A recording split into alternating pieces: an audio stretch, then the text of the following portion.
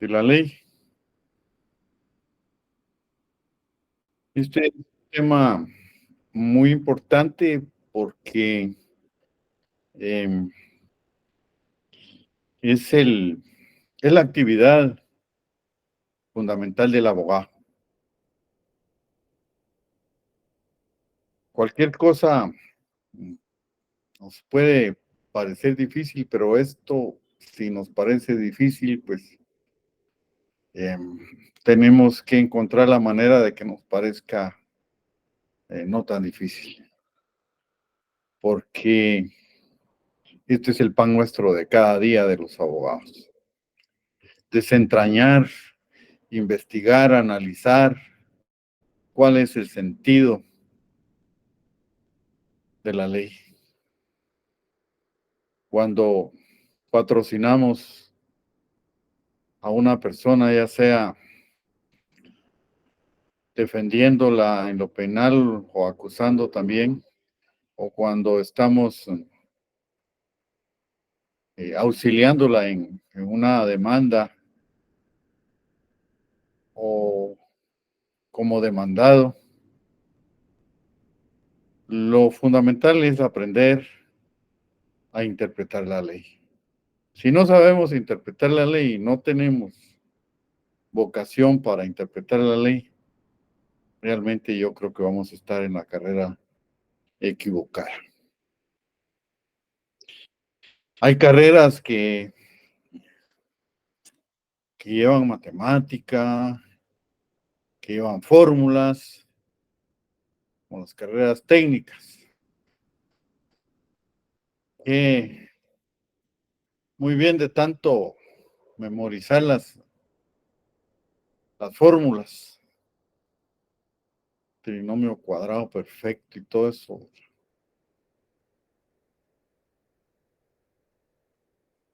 Al final, pues las aprendemos, pero la interpretación de la ley lleva y conlleva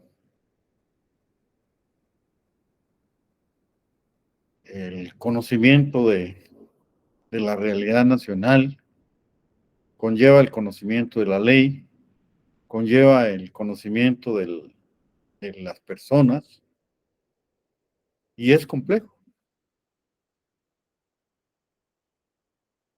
Pareciera, y al que le gusta el derecho es fácil, pues, y parece fácil también. Porque estamos en lo que nos gusta. Y pues se nos va a hacer mucho más fácil pues interpretar la ley si nos gusta. Y sí, pues contamos con las herramientas de conocer el contexto jurídico, el contexto social, el contexto psicológico a veces de las personas, ¿verdad? Y saber tratar a, la, a los clientes, pues, a las personas. Después, como les digo, este tema es fundamental, la interpretación de la ley para los abogados. Entonces, yo sí les recomiendo que le pongan mucha atención a este tema, porque consiste pues en averiguar, en investigar, explicar el sentido, medir su extensión, analizar, hacer una especie de síntesis y valoración de la ley y constituye la actividad esencial del abogado, como les he venido mencionando. Ya vamos a ver, pues, el día de hoy, las distintas formas, distintas clases de interpretación que existen de acuerdo a la doctrina y de acuerdo a la legislación en el artículo 10 de la ley del organismo judicial, las formas de interpretación de la ley.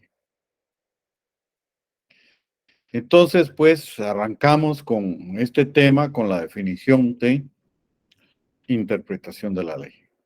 Interpretar la ley consiste, pues, en averiguar, investigar y explicar su sentido, medir su extensión, con el objeto de llevar a cabo una correcta aplicación. Repito, interpretar la ley consiste en averiguar,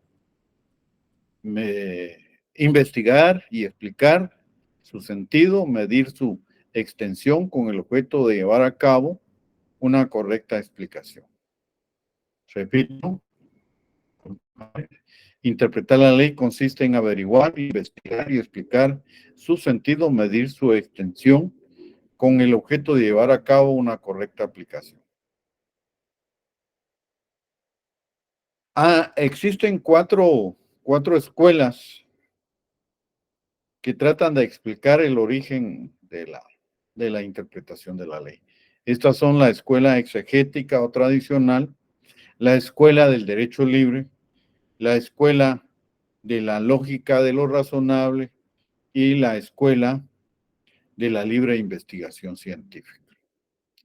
Repitiendo, existen cuatro escuelas que tratan de explicar lo origen de la interpretación de la ley.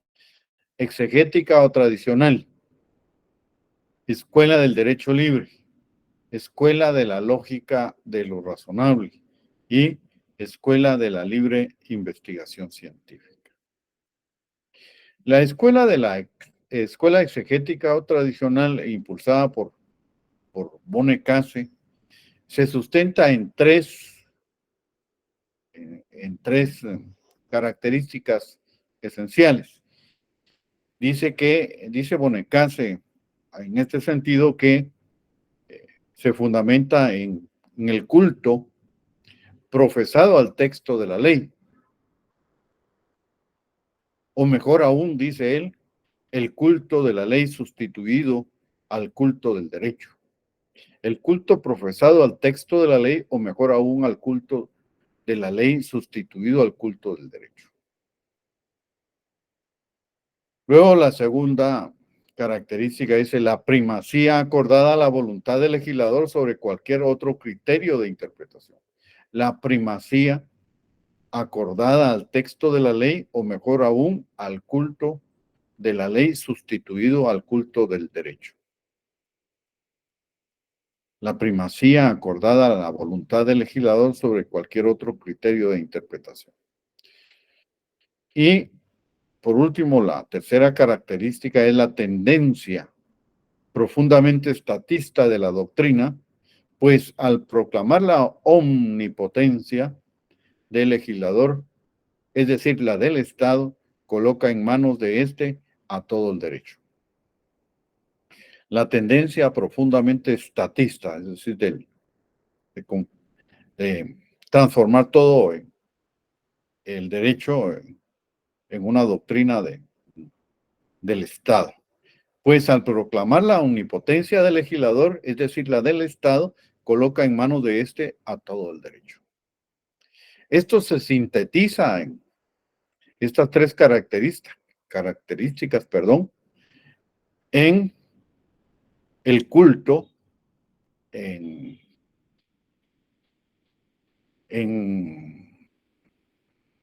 la intención de, en resumir estas características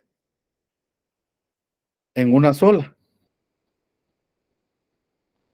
que es la intención del legislador, el culto a la intención del legislador. Entonces, pues la exegética o tradicional se sustenta en tres características: el culto profesado al texto de la ley, o mejor aún, el culto a la ley sustituido por el culto del derecho, la primacía acordada a la voluntad del legislador sobre cualquier otro criterio de interpretación y la tendencia profundamente estatista de la doctrina, pues al proclamar la omnipotencia del legislador, es decir, del Estado, coloca en manos de éste a todo el derecho. Todo esto se resume en el culto a la intención del legislador. Luego tenemos la escuela del derecho libre. Esta es una escuela sustentada en que no le dan mayor énfasis a su origen, sino que más que todo tratan de contradecir y de dejar sin efecto a la escuela anterior por ser una escuela para ellos que imponía sus criterios. Entonces, ellos surgen como una oposición a la escuela exegética, buscando un cambio y tratan después de conferirle libertad al juzgador cuando tenía que aplicar la ley sin atarlo a la voluntad del legislador. Es decir, ellos en síntesis tratan de conferirle libertad al juzgador sin atarlo a la voluntad del legislador. En esto consiste la escuela del derecho libre, es decir, nace como oposición fundamentalmente a la escuela exegética o tradicional, pero su principal fundamento es pues que tratan de conferirle libertad al juzgador al aplicar la ley sin atarlo a la voluntad del legislador. Contrario a todo lo que sucede pues con la exegética o tradicional. En la escuela de la lógica de lo razonable, esta es creada por Luis Recasem Siches. Luis Recasem Siches, pues como se los he mencionado en el primer semestre, es un filósofo del derecho de los más famosos del mundo, nacido en Guatemala.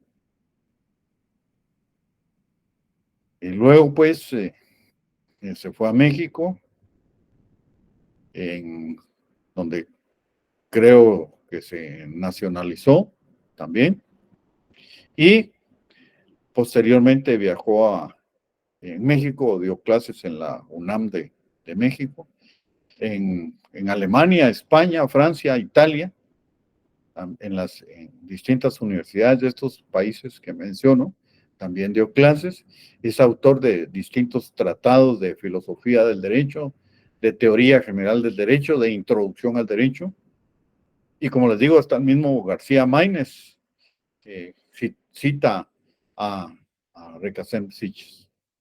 No solo García Maínez, pues todos los autores famosos de filosofía del derecho y de teoría del derecho citan a Recasem Siches, nacido en Guatemala. Pues partió a México en busca de mejores horizontes. Luego, pues, él trata de fundar esta escuela en torno al pensamiento de que la individualización más justa debe prevalecer en la norma general, de modo que conduzca a la solución más justa entre todas las posibles. Es decir, él trata de sustentar la interpretación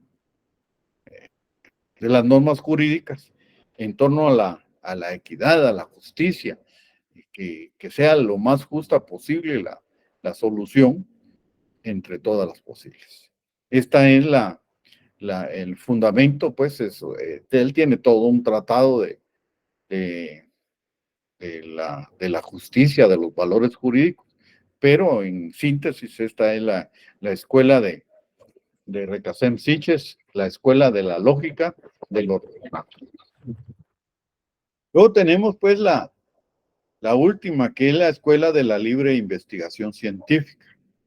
Esta interpretación tiene por objeto extraer del texto legal la plenitud de las normas jurídicas que contiene en vista de una adaptación lo más perfectamente posible a las circunstancias de la vida social. Es decir, pues esta ya es lo más revolucionaria posible, pues trata de examinar las circunstancias de la vida social en torno a la interpretación del derecho. Pues. Y ya no el corte positivista que estamos acostumbrados. Ya vimos que positivismo es circunscribirnos a la interpretación y aplicación de los hechos concretamente. Aquí ya vamos pues tomando en cuenta las circunstancias de la vida social. el porqué de las cosas. Y eso sucede ya en la aplicación del derecho moderno, ya no en un sistema positivista como que nosotros todavía tenemos, pues no hemos salido de un sistema positivista. Queremos normas que contengan las sanciones más drásticas posibles. Queremos llenarnos de derechos, sí, ahorita, por favor, ahorita. Queremos llenarnos de cantidad de normas. Un país, entre más normas jurídicas tiene, más subdesarrollado es. Es la proporción entre cantidad de normas jurídicas y el desarrollo de un país es inverso. Entre menos normas jurídicas tiene, es porque tiene mucho más desarrollo, porque el país, los miembros de la sociedad, pues cumplen generalmente con valores, nada más con valores, eh, las normas jurídicas. No hay necesidad de estar incrementando las sanciones de un país. Sí, compañera o compañero que levantó la mano. Disculpe, licenciado, la interrupción, solo Sí. para informarme de que hay unos compañeros que quieren ingresar. Disculpe. Gracias, muy amable, gracias. Siempre ese es el problema con los que ingresan tarde. Vamos a darle ingreso a Leslie Díaz, a Denali Ramírez, a Heidi Magalí Grajeda, Saraí Alay, Ishan Fernando Pineda, Diego Lázaro, Ronnie Ramírez, Raquel Asturias, Lorena Hernández, Brenda García, Nínive de la Cruz, Ronnie Maricano, Ana López, cuando son las 18:21. Bien, entonces pues les explicaba esto, ¿verdad? Que es muy importante esta escuela porque es muy revolucionaria. En los países subdesarrollados nos llenamos de normas jurídicas. Y luego pues lo risible es que se quedan anacrónicas e inaplicables, obsoletas, las normas jurídicas porque hay que deslegislar. Ahí está Andrea Michelle Polanco. Bienvenida, Andrea, cuando son las 18:22 horas. Pues bien, estas son las 4 escuelas. Las 4 escuelas son la exegética o tradicional, que se refiere fundamentalmente al culto del legislador, la escuela de libre, la escuela del derecho libre, que le confiere libertad al juzgador y pues trata de liberarlo de la legislación.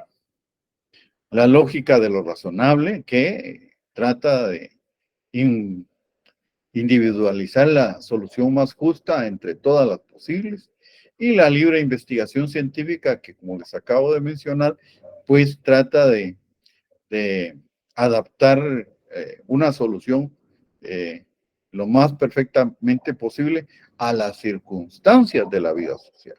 Estas son las 4 escuelas de la interpretación del derecho. Luego tenemos diferentes clasificaciones. Vamos a darle ingreso a Kelly Celeste Menchú. Bienvenida, Kelly, cuando son las 18:23 horas. Bien. Tenemos una clasificación variada con respecto a su amplitud, a su autor, a la ley. Hay clasificación con respecto a la amplitud, al autor y a la ley. Y vamos a ver cada una de ellas. Con respecto a su amplitud, tenemos que está la extensiva y restrictiva, al autor, auténtica o legislativa, judicial o jurisprudencial, doctrinal o usual, y de conformidad con la ley está la interpretación gramatical, histórica, sistemática y lógica. Repitiendo, pues, tenemos 3 clasificaciones de la interpretación. atendiendo a su amplitud, atendiendo al autor, atendiendo a la ley, atendiendo a su amplitud restrictiva y extensiva, atendiendo al autor, auténtica o legislativa, judicial o jurisprudencial, doctrinal o usual, atendiendo a la ley gramatical, histórica, sistemática y lógica. Empezamos pues con la primera clasificación.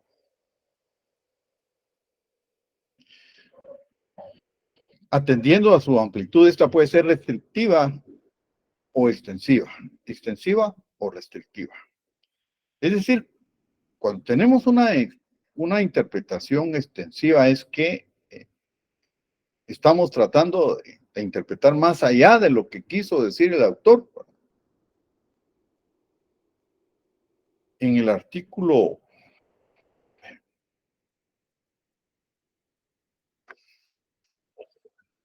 17 del Código de Trabajo, Blendy Marisol ingresa en este momento cuando son las 18:25 horas.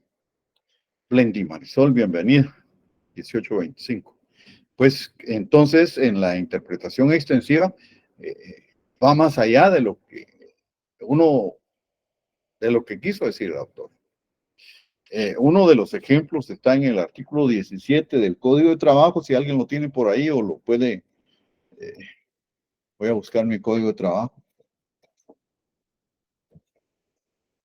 Pero si alguien lo encuentra primero, que lo lea, por favor.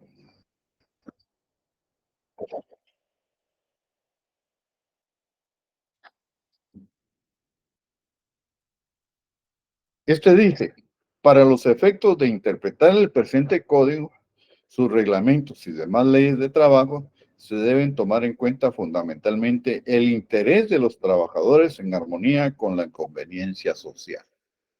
Si alguien ya lo encontró mientras yo lo leía, por favor, que lo lea, por favor, porque es muy importante que tengan el concepto de ir relacionando los artículos de la ley con la teoría. Artículo 17. Para los efectos de interpretar el presente código, sus reglamentos y demás leyes de trabajo, se debe tomar en cuenta fundamentalmente el interés de los trabajadores en armonía con la conveniencia social. Unas dos lecturas más, por favor, para que por lo menos tengan tengan concepto de este precepto legal que favorece mucho a los trabajadores.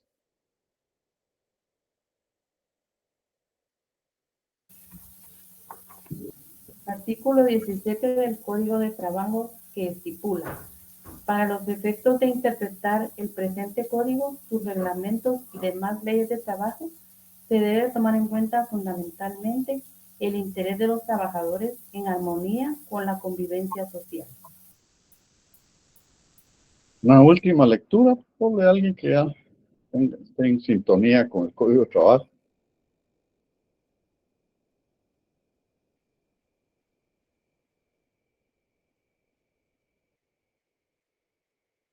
Artículo 17.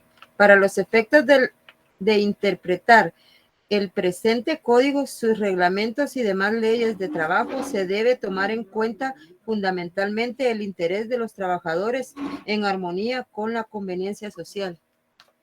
Vean pues, gracias.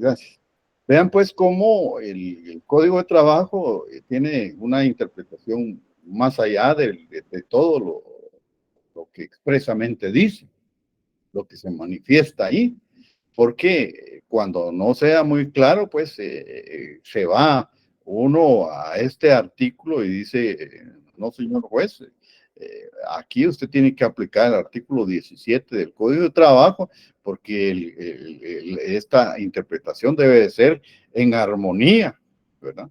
En armonía fundamental del interés de los trabajadores con la conveniencia social, ¿verdad? Es decir, pues va a prevalecer el interés social y no, pues, el interés individual en todo caso del patrono. Entonces, pues, uno tiene a veces elementos que no descubre en el ejercicio de la profesión, pero que ahí tiene herramientas suficientes y necesarias para poder argumentar en beneficio de su patrocinado. Y esto pues lo da solamente el estudio del derecho, el estudio. Y el estudio a veces profundo del derecho. Ahí hay normas a veces que uno pues las pasa por alto. Entonces esta lo da una interpretación extensiva de la ley. En cuanto que contrario sensu o en sentido contrario, la interpretación restrictiva nos lleva exactamente al sentido propio de las palabras, a lo que está escrito, a la letra muerta. Y a eso se refiere el Código Penal. El Código Penal no puede ir más allá de lo que quiso decir el legislador. En el Código Penal pues tiene un principio de legalidad que lo conocemos como nullum pene sine lege, ¿verdad? Artículo 1, leamos el Código Penal, por favor.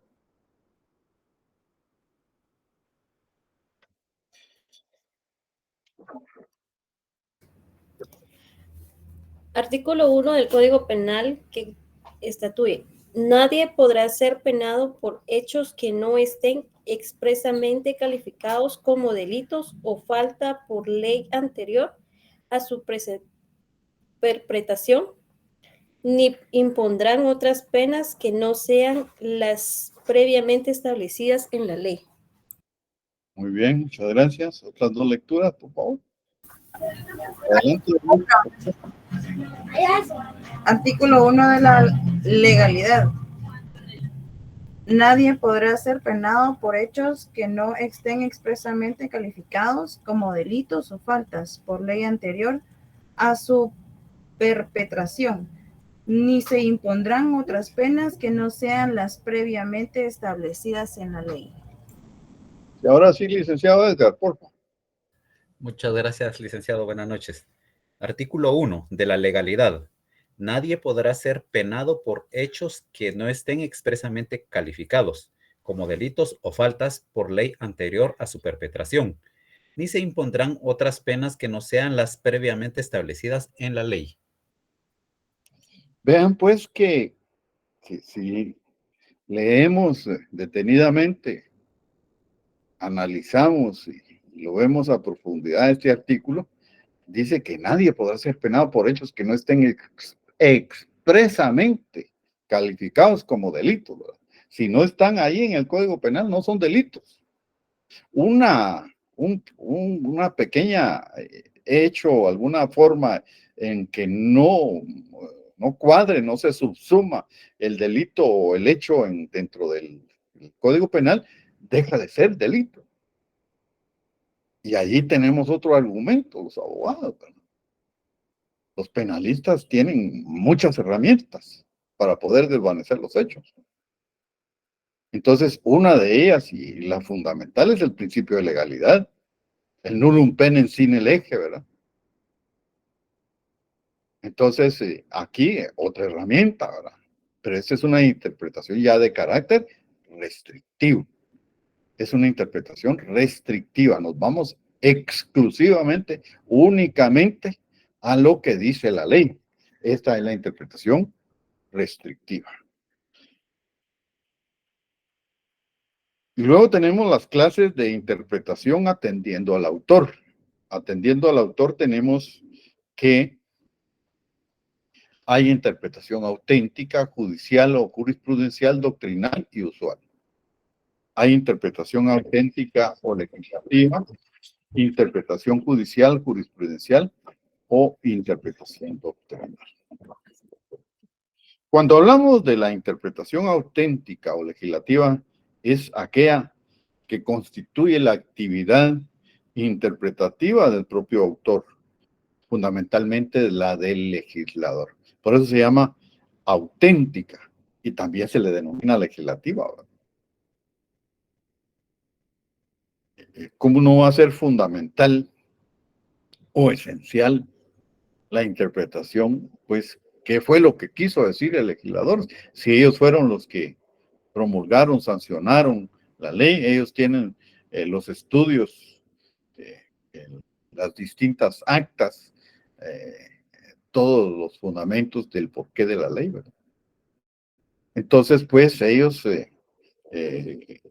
muchas veces nos vamos cuando tenemos dudas en cuanto a la interpretación de la ley, a la génesis de la ley, a los estudios preparatorios de los tratadistas, en este caso, de los legisladores. Entonces, a esto se le denomina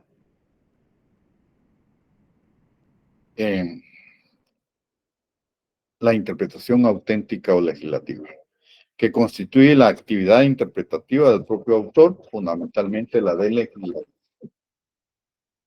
Luego tenemos la interpretación judicial o jurisprudencial, es aquella realizada por los propios jueces y magistrados en el ejercicio de la función jurisdiccional, ¿verdad? Y que en muchos de los casos, pues, sientan jurisprudencia.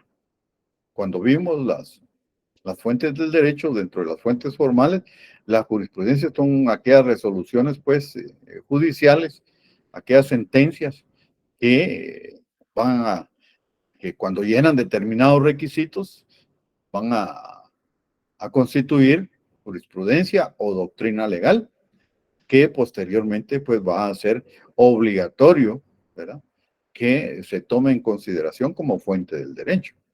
Entonces, a esta interpretación, la jurisprudencial o la judicial, es la que realizan los jueces y magistrados en el ejercicio de la función jurisdiccional.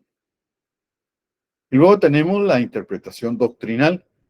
Esta es la que realizan los científicos del derecho, los estudiosos del derecho, los tratadistas del derecho, en los dictámenes de los juristas y los comentarios de los exégetas de los textos legales. ¿Quiénes son los exégetas? ¿Alguien sabe? No, licenciado. ¿No?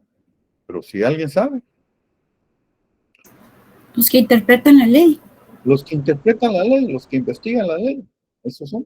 En la Biblia también hay exégetas, los que interpretan la Biblia.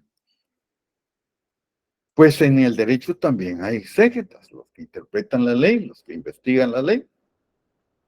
Recordémonos que interpretar la ley también es investigarla, es averiguar su sentido, medir su extensión. De esa cuenta, pues, la interpretación doctrinal se refiere, pues, a todos los estudios que los tratadistas, los científicos del derecho. En la facultad tenemos varios tratadistas del derecho, el licenciado Francisco Flores, ¿verdad?, ex magistrado de la Corte de Constitucionalidad. Tenemos también a Matavela, al doctor Matavela, ex magistrado también de la Corte de Constitucionalidad y de la Corte Suprema de Justicia.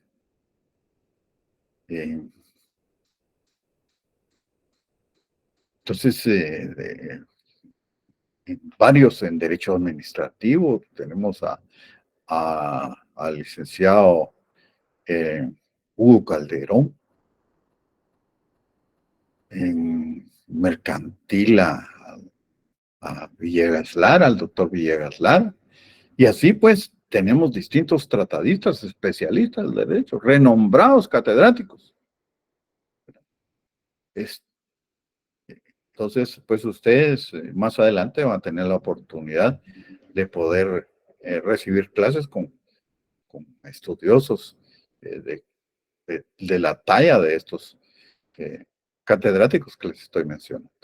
Y estos son tratadistas del derecho y pues que realizan interpretación doctrinal. Y por último tenemos la interpretación usual. Esta es la que nace de los usos y costumbres propias de la comunidad. Cuando en el Código Civil hay un artículo de la interpretación de los contratos, que cuando no existe interpretación aplicable, pues se puede aplicar la de la propia comunidad. Entonces el mismo Código Civil establece, el propio Código Civil, que se puede interpretar un contrato en base a las propias costumbres de la comunidad.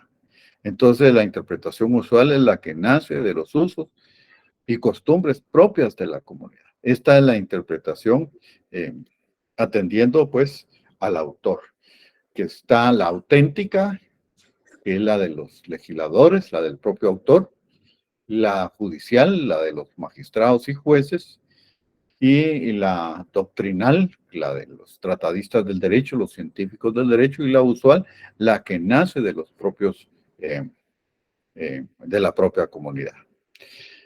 El día de hoy nos vamos a quedar ahí y de todos modos, al finalizar la clase de interpretación de la ley, vamos a hacer una recapitulación completa, pero en este momento, si tienen alguna duda de lo expuesto, con mucho gusto, hay tiempo para ello.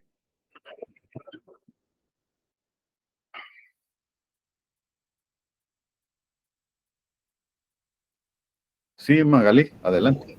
Disculpe, Lick, la interpretación gramatical esa ya no la va a dar.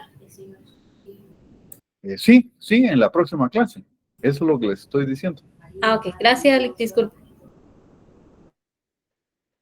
Carol Navarro. Buenas noches, licenciado. ¿Será que puede explicar nuevamente de la interpretación extensiva? No le escuché bien. ¿Exclusiva? ¿Cómo? No, ¿será que podría explicar nuevamente la interpretación extensiva?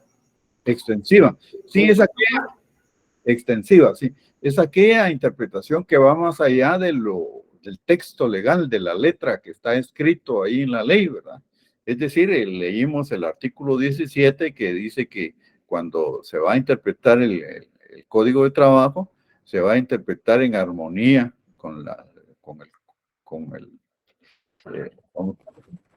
exactamente lo que dice el precepto se va a interpretar exactamente con armonía, el interés de los trabajadores en armonía con la conveniencia social. Es decir, ahí deja mucha amplitud.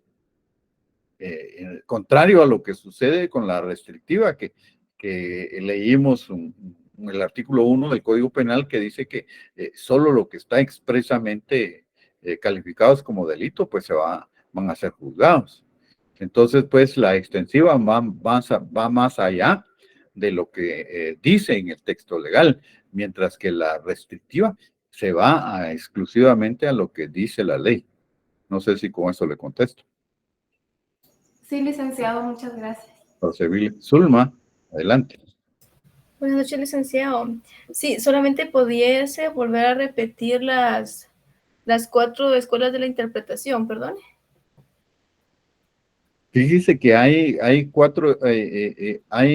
3 clases de clasificación. Tenemos atendiendo a su amplitud, atendiendo al autor y atendiendo a la ley. No sé de cuál se refiere al autor. No, solamente eran esas 4 porque quería anotarlas porque lo demás sí lo separé. Ahí estaríamos entonces. Tenemos escuelas, tenemos atendiendo a su amplitud, tenemos también clasificación con atendiendo al autor y tenemos atendiendo a la ley, sí. Oh, de acuerdo. Sí, es lo que pasa que acá yo estaba revisando porque hay una pregunta en los cuestionarios que dice las principales escuelas sobre la interpretación del derecho son 4 y dice indíquelas, pero yo acá había puesto interpretación gramatical, interpretación histórica. Las escuelas son otras. Está la exegética o tradicional, está la escuela del derecho libre, la lógica de lo razonable y la escuela de la libre investigación científica. Entonces aquí lo estoy corrigiendo. Muchas gracias, licenciado, solventó mi duda. Gracias. Las respuestas del libro porque es específicamente para que estudien. Pero, ¿para dónde? ¿Algo más? Con mucho gusto.